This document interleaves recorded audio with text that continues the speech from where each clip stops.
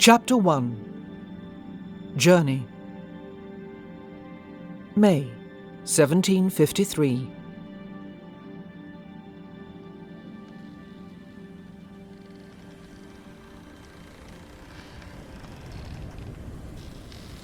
On deck there! Sail ho! Where away? Larboard abeam, sir! About 3 points! What be in your mind, Captain?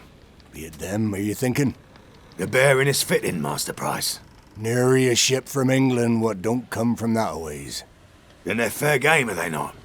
The last two proved to be a hare's chase, but fat prizes indeed. If nothing else, the lads need the practice. We'll burn the rust out of the guns, eh? Aye, Captain. Bearing southwest! Make it so, Helmsman Squidge. Southwest, aye. Prepare to bring her about. Full cover. Fly every rag she'll bear. It makes for a fair night, Master Price. Light every lamp so we'll glow like a damned fire ship. We'll allow them the night to think about the hell what is about to be visited upon them. She might try to duck and run under the cover of dark, so double the lookouts.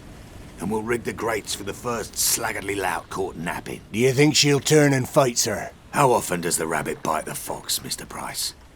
If they opt for blood, then it shall be theirs what runs the decks. The last ones we stripped to nature's own and burned to the waterline. Aye, well, 'tis the price of resistance, is it not?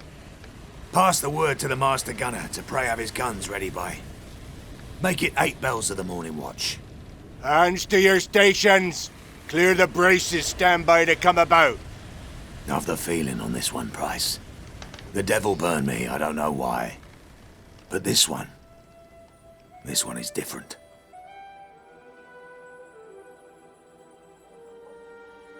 A few days earlier. Kate Mackenzie watched the oily sea roll past and wondered if this would be the night to finally end her misery. Behind was England, and everything that constituted a life, everything she had ever had, home, husband, family, and everything she had lost. Ahead, nothing.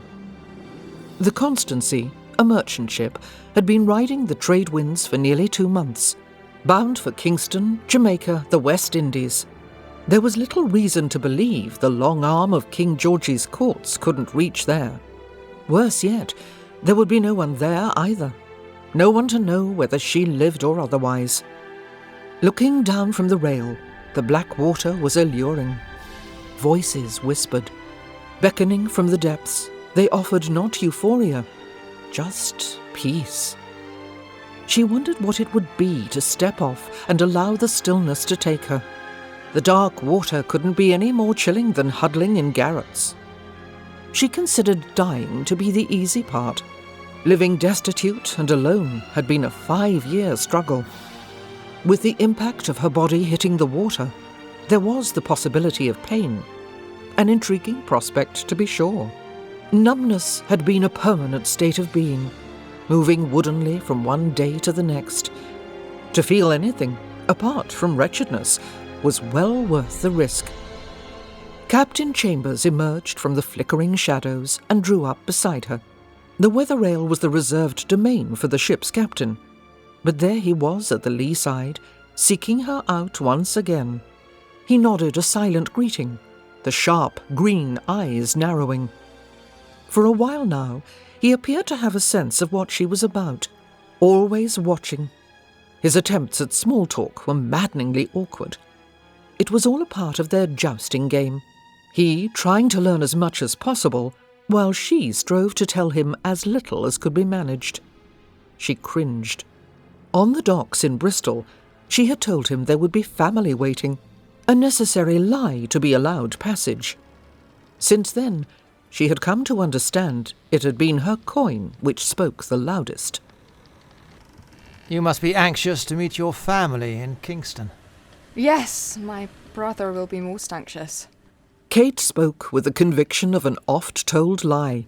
The game of maintaining it for so long, however, had grown tiresome. She dreaded the same questions posed over and over, the resulting weariness undermining her will to carry on the charade much longer.